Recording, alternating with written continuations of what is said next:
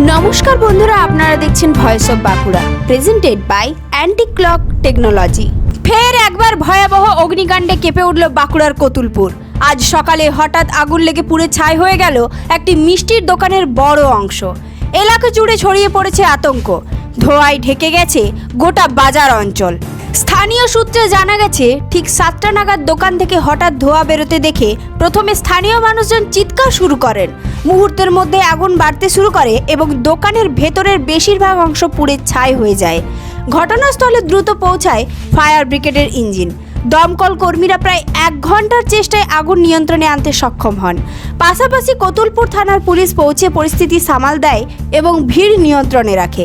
প্রাথমিকভাবে short circuit থেকে আগুন লেগেছে বলে অনুমান, তবে সঠিক কারণ জানতে তদন্ত শুরু করেছে পুলিশ ও ফায়ার ব্রিগেড। ঘটনায় যদিও বড় কোনো প্রাণহানি হয়নি, তবে মালিকের বহু বছরের ব্যবসার ক্ষতি হয়ে গেছে।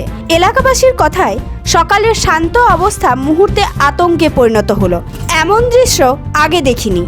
এই ধরনের গুরুত্বপূর্ণ খবর সবার আগে পেতে আমাদের চ্যানেলটি সাবস্ক্রাইব করুন আর ভিডিওটি শেয়ার করতে ভুলবেন না। আপনার মতামত কমেন্টে জানান আর লাইক শেয়ার করে ভয়েস অফ বাঁকুড়ার পাশে থাকুন।